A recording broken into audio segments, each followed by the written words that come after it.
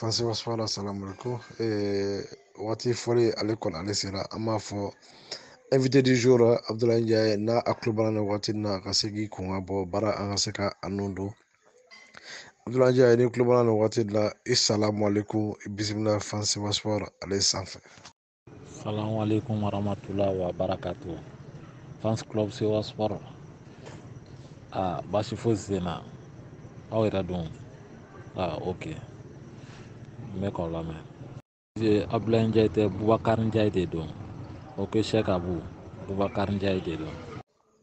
Merci Ndiaye ami fo kosebe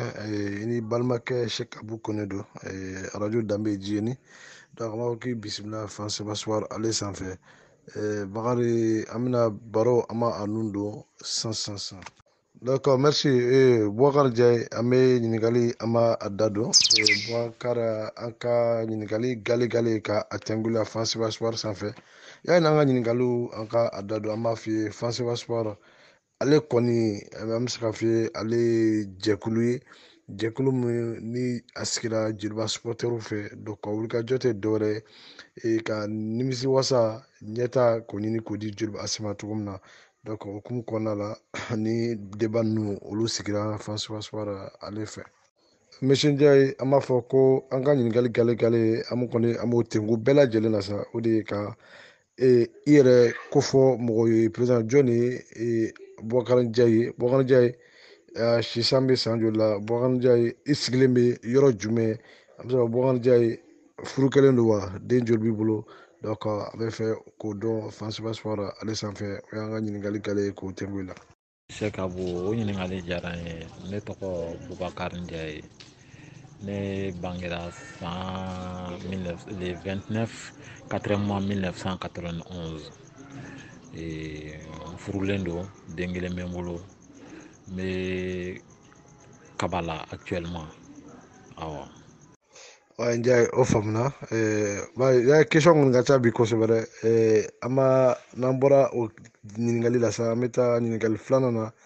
donc an bɛ fɛ k'a dɔn Ndiaye yɛrɛ nana balontan kɔnɔna la cogo di Ndiaye. Cheikh Abou question diyara n ye bon ne bɛ se k'a fɔ n donna balontan kɔnɔ n fa ka sababu la quoi ni n ko n fa ka sababu an ka famille bɛɛ ye c'est à dire sport bɛɛ de bɛ sport kɛ an ka famille la à travers an fa quoi bon ale yɛrɛ ye jolibisiba ye mɔgɔ dogolen tɛ bon fo ka na an kɔrɔw fɛnɛ la donc je peux dire que an ka sport ko tɛ fɛnkɛ quoi a bɛ famille yɛrɛ la quoi donc ne ye sport sɔrɔ n ka levier nɔfɛ quoi voilà. Ndiaye o diyara n ye i da sera yɔrɔnin dɔ ma ko levier mɔgɔ dogolen tɛ i y'a sɔrɔ levier dɔ fɛ donc o ye ka salo si fɛ ka sama bɔgɔ si fɛ o la ne bɛ se ka an ka hakili lajigin levier la au moins an ka se ka supporter ka hakili ka se ka a ye cogo min na ne bɛ se ka tɔgɔ fɔ an ɲɛna. Levier yɛrɛ ye Cheikh Ndiaye ale ni depuis Cukuru ninnu ka wagati donc ani Keke ninnu ni Layisu ani tu vois donc ani Sadia ninnu donc c'est à dire depuis olu ka wagati quoi ka taa Cukuru Bagayogo Layis ani Jolo a président fɔlɔ yɛrɛ ala ka ɲin'a la Cɛba Kulubali donc ale n'olu de tun bɛ fɛnkɛ kosɛbɛ yɛrɛ quoi i y'a faamuya donc o wagati je pense que tonton Sadia ninnu ni Burama Traoré ninnu ni poker ninnu olu de tun bɛ jouer wagati quoi ani Musa Konew donc a kɛra olu ka temps na quoi donc voilà a bɛ ten o cogo de la quoi. Merci faamuyali sɔrɔla je pense que lamɛnjɛkulu tulo b'an na u bɛ se k'u ka tata o la donc Njaye an bɛ to an ka babu kɔnɔna la sa Njaye an bɛ fɛ ka dɔn e yɛrɛ ye joliba i nana joliba kɔnɔ cogo di an bɛ se i nana joliba kɔnɔ i y'a daminɛ catégorie jumɛn de la i nalen joliba ase ale kɔnɔna la. Ne yɛrɛ ka nali joliba kɔnɔ je peux dire que ni n terikɛ dɔ de ye denmisɛnninya kɛ bon a ka kɔrɔ ni ye quoi bon franchement le vieux kɔni kun ye jolibise ye mais n terikɛ in jɔkɔrɔmɛ don a tɔgɔ ko Alu Bokoum bon ale tun bɛ taa joliba ka match su donc an denmisɛnninma a bɛ na Makan ninnu ni tu vois Darajan ninnu ani Sumala Traoré ninnu commentaire k'anw ye i y'a faamu o kɛra vers les 96 i y'a faamu vers les 96 donc 96 championnat ne ma joliba ka match si lajɛ mais Coupe du Mali finale ale de taara ni ne ye terrain na joliba AS Real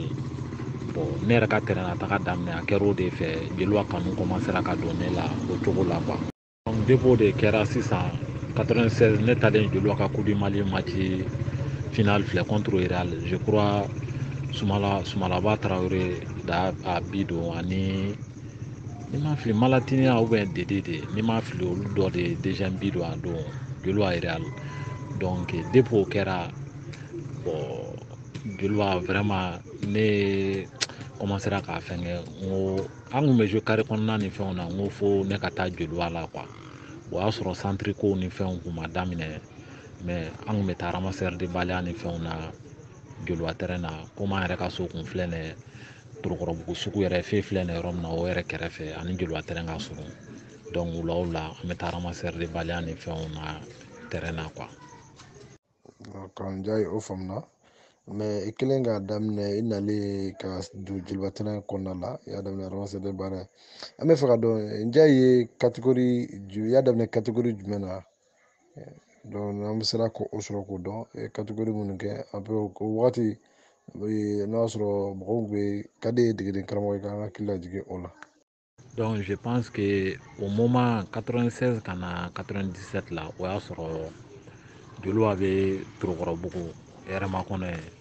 mais centre kun tɛ joliba la quoi centre kun tɛ joliba la donc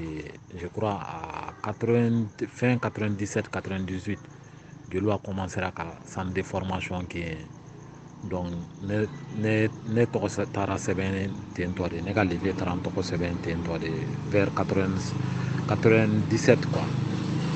donc n y'a fɛ cogo min n y'a daminɛ minimum na de minimum na Isufa ni Fayi de tun bɛ an kunna quoi Isufa de tun bɛ entraîner mais Fayi de tun bɛ wariw ni fɛnw minɛ kalo sara ni fɛnw ne y'a donc après Dégausseur taara formation na Lance police ka contrat mun fɛngɛra Lance Dégausseur taara formation kɛ ka na donc Dégausseur ni Isufa ni Malik Fall olu tun bɛ entraîner quoi. Donc n'an y'a faamu an bɛ se k'a fɔ Njaye e ye jolibaden ye parce que mɔgɔ min y'a daminɛ minimum na o kɔrɔ k'i ye catégorie bɛɛ lajɛlen kɛ joliba AS kɔnɔna la donc Njaye an bɛ fɛ ka dɔn Njaye pour que ka supporters ka hakili jigin i la Njaye yɛrɛ bɛ poste jumɛn jouer joliba AS kɔnɔna la Njaye ni jɔn jɔn de ye ballon ta ɲɔgɔn fɛ ou bien n'o y'a sɔrɔ surnom dɔ bɛ Njaye la ni mɔgɔw b'o f'i ma parce que a bɛ se ka kɛ caman ma sɔrɔ ka i dɔn nin cogo la n'i bɛ se ka mɔgɔw ka hakili lajigin o la Njaye. Ka bon o ɲininkali fɛnɛ diyara n ye ne ma poste fila kɛ joliba la je jouais avant centre neuf ou bien ailier sisan n'an b'a fɔ couloir i y'a faamu bon dɔw fɛnɛ b'a fɔ n ma Bɔkani Njaye taxeur o m'a sɔrɔ dɔwɛrɛ fɛ bon bɛɛ b'a dɔn Tɛnɛman de ye taxeur bon ne yɛrɛ ka kɛ neuf ye ka jouer neuf ninnu na donc c'est à dire Tɛnɛman ka balontan cogo de ye vraiment j'ai décidé k'a kɛ neuf ye o y'a sɔrɔ an bɛ taa Tɛnɛman ninnu lajɛ donc finalement fo y'a ta an fɛnɛ ko taxeur quoi i y'a faamuya awɔ. donc ja an b'i fɔ halibi an bɛ continuer ni an ka ɲininkaliw ye sa donc o bannen kɔfɛ an y'a ye promotion donna i ni minnu ye bɔlɔ da ɲɔgɔn fɛ olu donna donc an bɛ fɛ k'a dɔn sisan ja ye i ka saison i ye saison fɔlɔ min kɛ équipe première fɛ i yɛlɛnnen an bɛ se ka dɔn i ka premier match a kɛra n'i ka hakili b'a la a kɛra an ni Jeliba ni équipe jumɛn cɛ. Ne ni Lasana Fane ani Lasana Fane ale y'an grand frère ye mais an na olu ne ni Lasa Bayisa Sumbaga ani Abdulaziz Kane Fode Mamadou Kante a ka ca Alimamu Sogoba bon ne n'olu le génération bon Segu Bagayogo ninnu olu y'an kɔrɔw ye voilà mais an n'olu gérera dɔɔnin quoi ne ni olu de génération kelen ye quoi ok bon ne ka c'est-à-dire ne ka yɛlɛnni Joliba première la anw depuis an bɛ cadet ni junior ninnu na anw bɛ yɛlɛn an bɛ taa match kɛ sanfɛ o match kɛra contre Stade de o match fɔlɔ kɛra contre Stade Malien. Merci Ndiaye donc o kɔrɔ i to duguma ka sanfɛla sɔrɔ nɔgɔya la teliya la i ko match fɔlɔ kɛra contre Stade i bɛ se k'an hakili lajigin a match la wa n'o y'a sɔrɔ a gagné match la match kɛra cogo di ni hakili b'a la dɔɔnin i ka an hakili jigin a souvenir dɔɔnin na. Bon, je peux te dire qu'au cas coupe d'arbitrage la coupe d'arbitrage ani Stade jira bon o y'an ci 2-1 mais a don ne yɛrɛ da 1 bi don a kɛra Omnisport la donc o y'a sɔrɔ Joliba tun bɛ ka fɛngɛ dɔ préparer bon anw tun bɛ junior la o nana n'anw ye k'anw na jouer quoi mais a kɛra o cogo la quoi. Donc Ndiaye o diyara n ye Ndiaye an bɛ fɛ ka dɔn i ka Joliba premier wagati an degeden karamɔgɔ jɔn de tun bɛ Joliba équipe premier kunna o wagati ne bɛ se ka hakili lajigin o la o ni kɔfɛ k'a dɔn k'a fɔ Ndiaye i ye san joli kɛ ka jouer Joliba premier fɛ i ye saison joli kɛ Joliba premier fɛ. Bon, moi je peux te dire que ne ma mɛn Joliba première la ne yɛrɛ ne ka parcours ba sɔrɔla Joliba la minimum cadet junior est-ce que tu me comprends ne yɛrɛ ka parcours kɛ Joliba la a kɛra o wagatiw de ye parce que chaque fois an bɛ kɛ meilleur buteur ye au niveau de an ka compétition na quoi i y'a faamu donc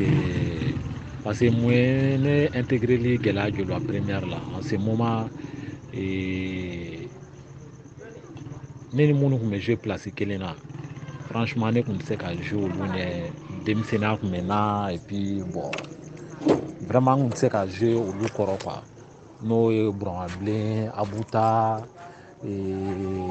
grand frère Malani Ndiaye Ousmane Bagayogo Serufiyu a ka ca quoi i y'a faamu wa donc vraiment ne olu yɛrɛ dun tun ye ne ka idole ye bon malgré ne kɔni bon n bɛ bi dɔn mais vraiment en ce moment n tun tɛ se ka jouer olu kɛrɛfɛ quoi n tun tɛ se ka jouer.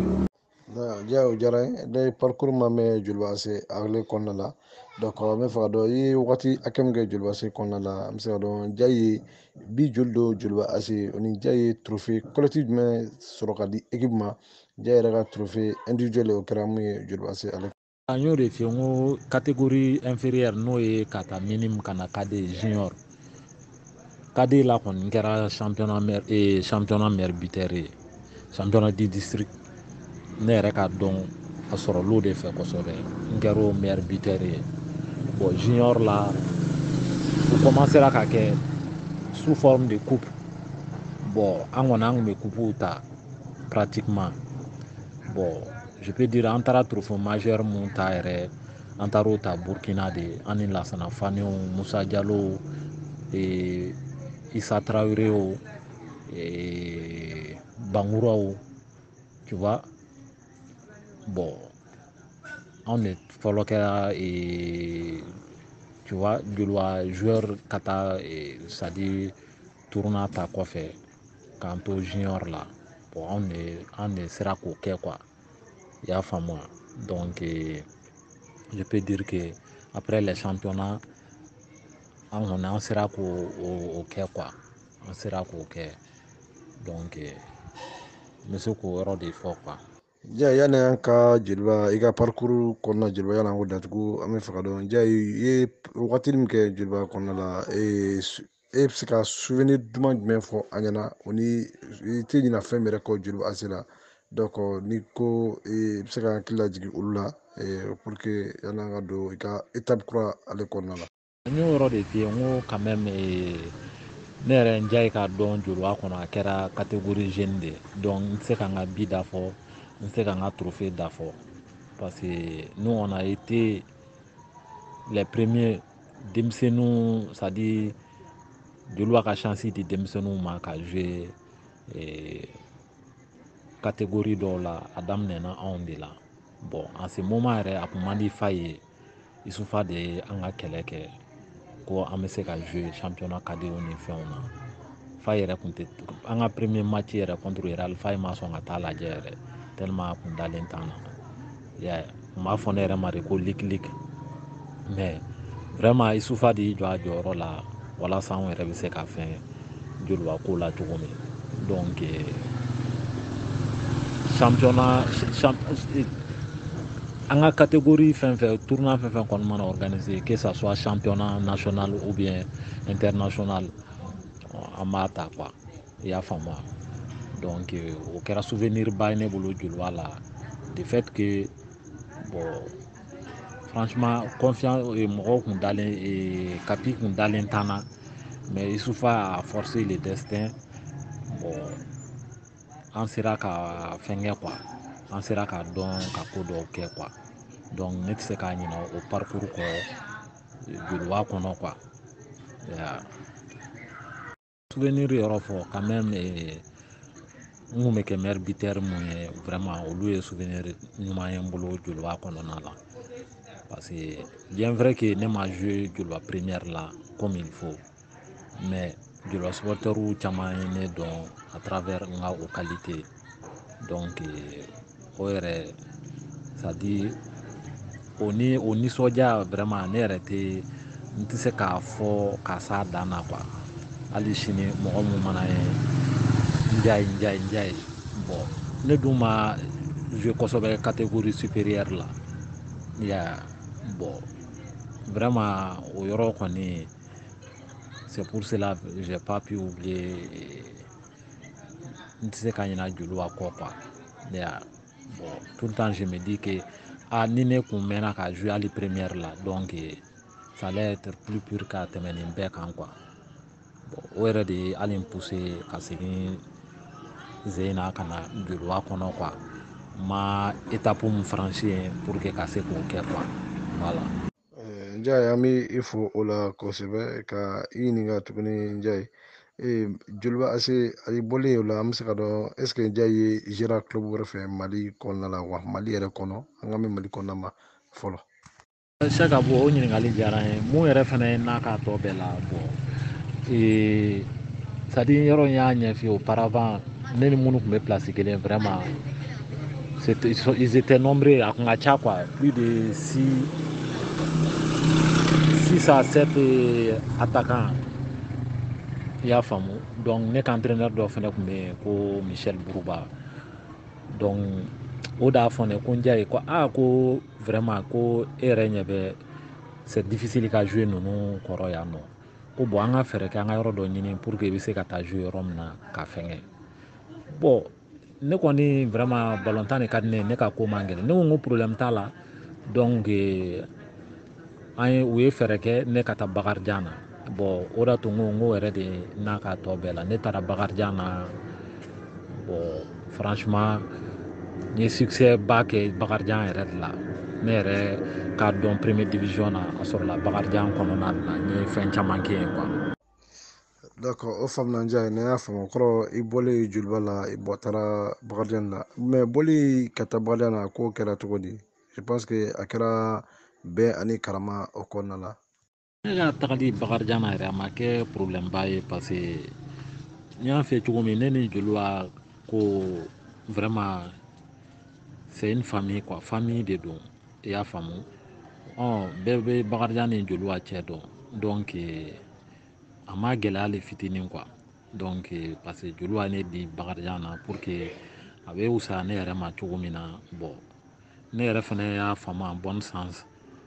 i y'a faamu donc a ma kɛ gɛlɛya foyi kɔnɔ ne taara Bakarijan na dɔrɔn voilà c'est tout quoi a kɛra komi n kun bɛ joliba la cogo min quoi. Ndiaye y'o faamuna donc je pense que Bakarijan kɔfɛ n bɛ équipe wɛrɛ kɛ Mali la donc an bɛ fɛ ka dɔn est ce que jamana kɔ kan an bɛ se ka Ndiaye ye contrat sɔrɔ ka taa kɔ kan wa ou bien Ndiaye ka balontan danna Bakarijan dɔrɔn de la. O ɲininkali diyara n ye bon à peu près je peux dire ne ye 5 ans de kɛ Bakarijan na bon n tɛ tɛmɛ o yɔrɔ kan fɛnɛ n'i ma Sumala Tarawele Sumalaba o fo quoi parce que a ye n dɛmɛ Bakarijan kɔrɔ kosɛbɛ ni Bakarijan président yɛrɛ donc ne ye 5 ans ɲɔgɔn de kɛ Bakarijan na ka sɔrɔ ka taa n taara Tunisie fɔlɔ de n ye san 1 kɛ yen ka sɔrɔ ka na n seginna ka na ka sɔrɔ ka taa Congo quoi donc ne taara Congo de o la. D'accord, o faamuna Ndiaye i taara Tunisie san 1 i ye club jumɛn de kɛ Tunisie i ko k'i nana i ye san 1 kɛla i nalen i ma jouer équipe wɛrɛ fɛ tuguni o kɔfɛ ka segin ka taa Congo i taalen Congo an bɛ se ka dɔn i taara équipe jumɛn na Congo donc n'i ye san hakɛ min kɛ. Bon ne kun taara Zarzis équipe dɔ kun bɛ yen ko Zarzis Espérance Zarzis donc ne taara o de la bon tu vois n taara n ye une année kɛ yen bon pratiquement yen condition man diya quoi n y'a essayer ka segin ka na n ko n bɛna joliba yɛrɛ la mais tiɲɛ yɛrɛ la ni Bakarijan mɔgɔw ma bɛn o de la n'u ma bɛn o la parce que u ye kuma caman fɔ bon n tɛ se ka don o bɛɛ la k'o fɔ quoi bon ne fɛnɛ dimina o de la ka sɔrɔ ka a bɛ komi n ye san sigi quoi n ye san sigi parce que ne kun bɛ entraînement kɛ joliba yɛrɛ fɛ mais u ma sɔn ka n libérer d'une sorte donc maintenant ne sɔrɔla ka contact wɛrɛ ɲini ka taa Congo la quoi ne taara o cogo de la quoi. Ndiaye o faamuna mais est ce que taali la Congo an y'a ye est ce que min kɛra Congo wa donc i bɔlen Congo de kɛra kɔfɛ club dan ye wa ka sɔrɔ ka na Mali la n bɛ fɛ k'o dɔn donc i ye san hakɛ min kɛ yen o ni i nana Mali la wagati min na n bɛ fɛ k'o dɔn. Bon ne ko n ko ne ye 5 ans de kɛ Congo n y'a daminɛ 3e division na o kun équipe tɔgɔ GST de Poto bon n y'olu layɛlɛn ka kɛ meilleur buteur ye après 2e division équipe dɔ fɛnɛ ta o kun ye ASM Moranzambe bon o fɛnɛ la même chose bon olu kɔni ma se ka yɛlɛn mais n kɛra meilleur buteur ye 1e division dɔ fɛnɛ ta donc n ye san kelen de k'o la mais n ka équipe laban n ye san 3 de k'o la n kun ye 4 ans de signé n'olu ye bon ne ye 3 ans k'o équipe la bon 4e année yɛrɛ ne ka levier bon farigan dɔ y'a minɛ AVC a ye AVC kɛ bon ne yɛrɛ nana o cogoya de la quoi i m'a faamu voilà. donc Ndiaye o faamuna n'a tagala an fɔ i seginna depuis i nan'o la i sigilen bɛ Mali la ou bien i ye balon da équipe wɛrɛ la sɛgɛsɛgɛli la an y'a ye k'i ye entraînement daminɛ Joliba AS kɔnɔna la o contacts kɛra cogo di seginni hakili la o nana cogo di i la i ka tɔn kɔnɔna la. Ne bɛ yan nɔ a bɛ san à peu près moins de 2 ans bon komi n'i bɛ banabagatɔ kɔrɔ a ma nɔgɔn banabagatɔ la don c'est pas facile o de y'a to directement parce que n nakun yɛrɛ kun tɛ k'a fɔ n bɛna balontan parce que contact kun bɛ ni n ka équipe cɛ toujours mais n kun bɛ entraînement kɛ n bɛ entraînement kɛ n bɛ taa entraînement kɛ yɔrɔw la an yɛrɛ bɛ an match amicaux kɛ an ka génération 98 an bɛ match amical ni fɛnw kɛ ani Lasan ni Isa ninnu ani Segu Bagayogo ninnu quoi donc chaque fois bon olu yɛrɛ b'a fɔ ne ye ko mais ko ne yɛrɛ bɛ se ka jouer blessure tɛ n na foyi bon ko n k'a lajɛ donc c'est pour cela an taara match dɔw de kɛ Joliba terrain na bon donc maintenant contact yɛrɛ nan'o de fɛ Segu Bagayogo yɛrɛ y'a fɔ fɛngɛ secrétaire ye Baru ko n'o y'a sɔrɔ n bɛ se ka na segin ka na équipe la parce que voilà ni n bɛ se ka segin ka na équipe la bon olu bɛ ne ka qualité dɔn donc ni n bɛ se ka équipe dɛmɛ quoi mais quand même c'est pas une imposition qu'a imposé entraîneur kan u bɛ fɛ kɔni n ka taga pour que entraîneur k'an ye i y'a faamu wa bon ne tagacogo kɛra o de ye dirigeant ma taa ni ye foyi ma taa k'a fɔ ko n bɛ joliba la kɔrɔlen bon ceci par là n ka mɔgɔ de bɛ yen non non non ne bɛ ka n bɛ ka taa n bɛ ka test de kɛ komi les nouveaux u bɛ cogo min na donc n b'o o bolo de kan joliba la jusqu'à présent fɔlɔ. donc Ndiaye o diyara an ye kosɛbɛ donc nali sisan cɛ texte kɔnɔna na i yɛrɛ nana i b'a dɔn yɛrɛ baara kɔni kɛra yɛrɛba kɔnɔ kosɛbɛ donc texte a bɛ niveau jumɛn na donc i yɛrɛ bɛ se ka min fɔ texte taabolo kan est ce que an bɛ se ka diya ye don nataw la joliba se ka effectif fɛ o de ye ne yɛrɛ kɔni ka laɲini ye o de ye ne ka laɲini ye parce que n ma se ka mun kɛ sanfɛla la n ma se ka mun kɛ parce que komi an kuma la an y'a fɔ cogo min ne jouera brillera kosɛbɛ catégorie inférieure la bon c'est une occasion ka se ka fɛn dɔ kɛ joliba fɛnɛ ye parce que équipe in kanu bɛ na n tagakun tɛ dɔ wɛrɛ foyi ye o tɛ n yɛrɛ ɲɛ bɛ équipe bɛ difficulté mun na bon dɔw bɛ olu bɛ se ka wari de bɔ dɔw bɛ yen olu ta ye kuma de ye dɔw bɛ yen olu ta ye entraîneuriat ye bon moi je pense que ne teriw y'a yira n na de ne kɔni bɛ se ka jouer bana tɛ n na foyi parce que olu caman ta ye blessure ni fɛnw de ye donc ni confiance kɔni dara ne kan joliba ye ne ka du de ye ne kɔni donc fo ni ma se ka mun kɛ dɛ fo ni ma se ka mun kɛ sinon an kɔni an bɛ je peux dire k'an bɛ sa joliba ko de la bon o dusu n'o volonté o de y'a to n ye volonté ta ka taa sinon ka ballon ta ka tila k'a fɔ k'i bɛ taa test ni fɛnw kɛ et puis i yɛrɛ ka du kɔnɔ fana bon yɔrɔ volonté tɛ tɛmɛ o kan quoi volonté tɛ tɛmɛ o kan ne yɛrɛ bolo quoi. donc Ndiaye vraiment an b'i fo tiɲɛ na volonté a tɛ tɛmɛ o kan kulu kɔnɔ ale bɛ ɲini ka se sisan kan Ndiaye i nali yɛrɛ ma kɔnɔ a kɔni tɔgɔ yɛlɛmara a bɔra la a kɛra complexe sportif Karunga Keyita i yɛrɛ o ye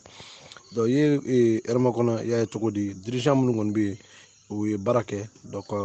folikan jumɛn b'i bolo ka ɲɛsin o dirigeant ma o ni ɲɛ b'u ka ko taabolo la cogo di Ndiaye. Oui bon vraiment n seginna ka na joliba terrain kɔnɔ franchement ça dit a bɛ komi mɔgɔninfin n'i taara diɲɛ dan na ka na n'i sera i ka du kɔnɔ dɔrɔn i bɛ lafiya sugu dɔ sɔrɔ quoi bon ni ne donna joliba terrain na chaque fois o de bɛ kɛ n na quoi n tɛ défaut kɔni ye n tɛ défaut ye bon dirigeant min bɛ yen Moro Kulubali ninnu depuis denmisɛnninya la an b'olu dɔn bon tu vois même si ne cogoya dɔ ye ka n tɛ gɛrɛ mɔgɔw la kosɛbɛ ten quoi n bɛ taa ballon de tan dɔrɔn ka bɔ bon tu vois o ye ne yɛrɛ comportement kɛcogo ye sinon je vois pas n ma défaut ye terrain na quoi ni fɛn ma fara terrain équipe agrandissement kan fɛn ma bɔ a la quoi ni fɛn ma fara kan fɛn ma bɔ a la parce que tu vois ko bɛɛ b'a cogo la ko bɛɛ ordonné len don yen o de y'a to voilà k'a fɔ ko ne yɛrɛ ye jolibaden ko n bɛ taa ko sugu dɔ kɛ yen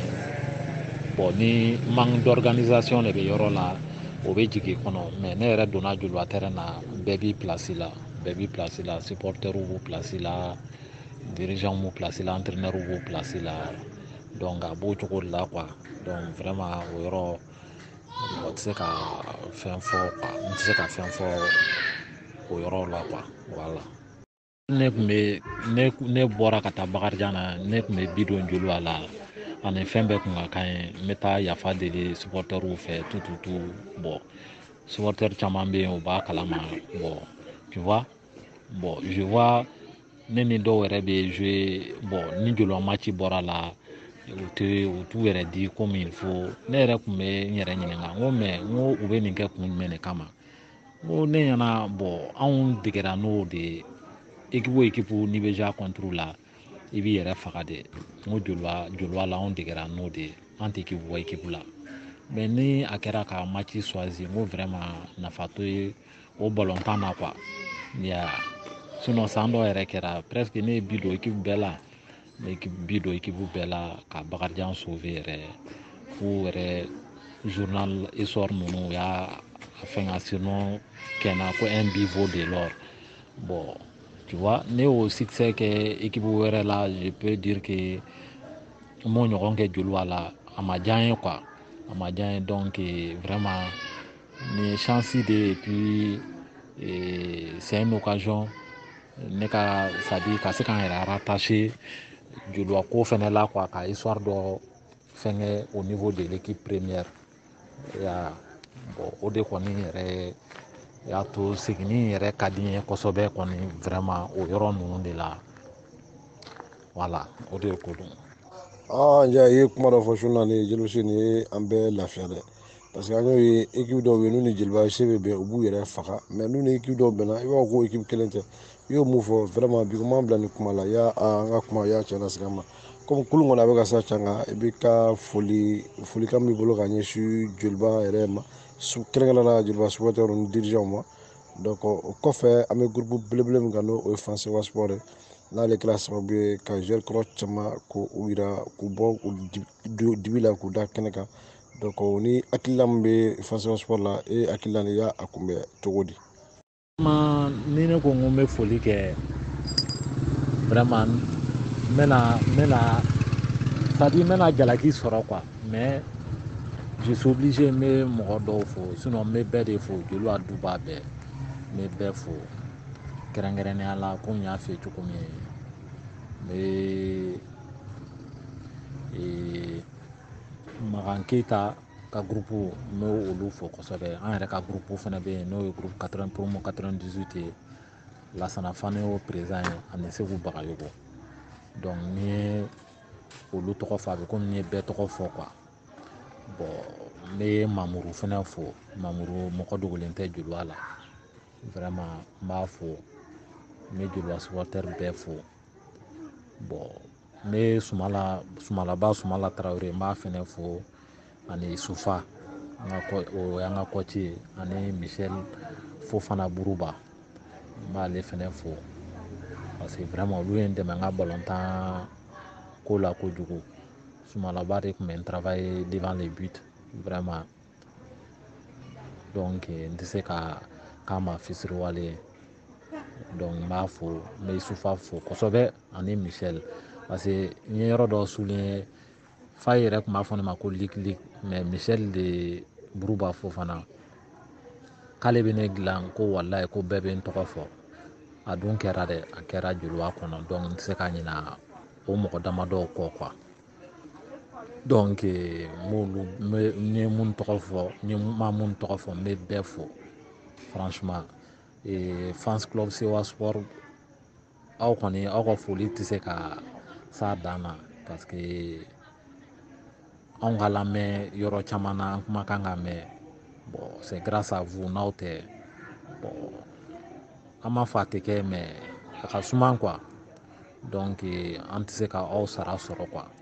an b'aw ka bila la su ni tile bon n'an bɛ se ka mun k'aw ye fana aw b'a fɔ an ye n'an bɛ se ka mun kɛ quoi vraiment parce que aw filɛ ka nin mun k'an ye fɛn tɛ tɛmɛ a kan quoi un sportif i ka lakodɔn ani i ka éclairci nin n'a ɲɔgɔnw de don quoi donc vraiment n b'aw fo kosɛbɛ yɛrɛ de dan tɛ foli min na n bɛ Yakuba Jara yɛrɛ fo kosɛbɛ ani Sɛk Abu yɛrɛ. donc Abubakar Njayi ne yɛrɛ b'i fo kosɛbɛ baro kɔni an ma a kuncɛ yan nɔ Fansa Squad ale ye président tɔgɔ la a n'a groupe laden bɛɛ lajɛlen tɔgɔ la an b'a fɔ ko Ala ka dɔ wɛrɛ yira n na i nakun ye ka n'i ka tɔn kɔnɔna la k'a dɛmɛ min don a ma n bɛ dugawu kɛ